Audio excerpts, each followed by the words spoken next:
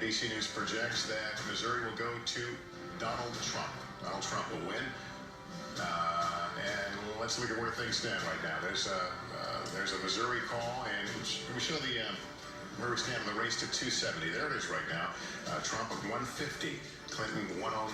The race to 270. Mike, I cut you off. I'm sorry. Go ahead. What's interesting about Florida is the pattern is unlike anything I've seen in Florida politics before. You get a more urban Republican area like Jacksonville, Duval County, Trump's doing horribly. He's doing under Romney in the bigger Tampa counties. But you go north of Tampa to the exurbs, he's off the charts. He's breaking the meter like numbers we haven't seen before. And that's moving the whole state to a point where, well, I believe it'll tighten. There's more of her vote out than his.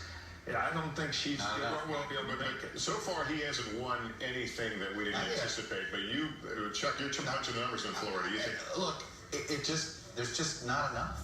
I just, maybe there's some extra vote that we don't know about. And again, I stress that happens. And I remember vividly in 2000 the 50,000 vote error that was discovered late. So Don't forget those things happen here.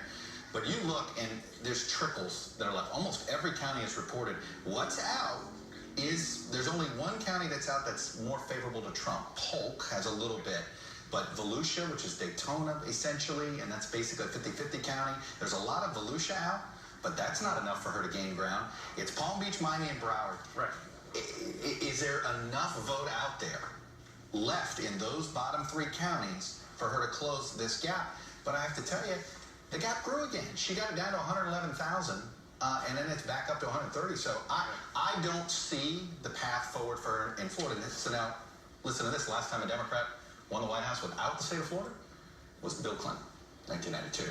So maybe she's got that karma going for her. I don't know. And the last time you lost Florida and Ohio and still won the White House was John Kennedy. But her other paths carry her through some of these other states that are too close to call right now. Yes, but we're looking at a situation here, I think, that it's Michigan. I really do. That at the end of the day, we're staring at Michigan. I go through this. Pennsylvania, she probably does eke it out. We'll see. She has to do that, but we're looking at Michigan being What is so fascinating is nobody was talking about Michigan until about 5 days ago. Except Michael Moore, I'll give him that. He has been screaming about it. Right. To his credit. Right, to his credit. It is his home state. We all like to talk about our home states. We look at Chuck with Florida, but I mean, Trump, they saw something going on in Michigan. They sent him there, and people were saying, what? And then the Clinton team added a stop. President Obama Can we put Michigan there. on the screen and see where we are? Somebody's done a lot of governor campaigns in both Florida and Michigan. There's one difference. Michigan has rural counties that are more Democratic in many places compared to Sunbelt and Southern states. They have been. Yeah, they have been. Will Trump really turn that over? And will Detroit vote and Flint what it normally does, or will it be under enough that Trump's overage in some of these places will make it? And Trump is doing well in some of these smaller counties right now at the beginning, but there's a lot of Michigan still out. It's going to be tight. What has been totally underestimated by those of us in the so-called press establishment and the people who have been looking at this is the depth of the anger. The depth of the people saying, I want to change. I don't care if I have to pull a pin on a grenade and roll it across the country. Whatever it takes, we want change, and we want big change. But the other thing we did, and I have to say this, is that I think in general, and the biggest critique on the establishment, and I throw the media in here, as well as the two political parties, we've overlooked rural America a bit too much. Yeah. And I think in hindsight, I said, everybody's been talking about the changing demographics of America and the changing face of America. That's all true. But we've forgotten about rural America, and rural America is basically saying, hello, they are screaming at us to say, stop overlooking us. We're not ready to have just 21st century fly by us. But some of this has been hiding in plain sight. I mean, Donald Trump came in with a message that is very distinct and very different from Republican orthodoxy, from the way that the Republicans have always run as free traders, and they love free trade agreements.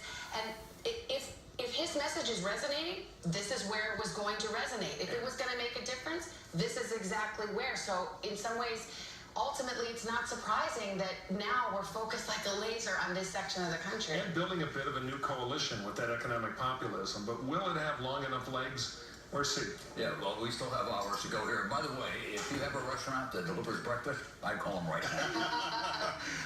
Joining us now is conservative political commentator and host Glenn Beck, founder of The Blaze. Glenn, nice to have you here. Thanks for joining us.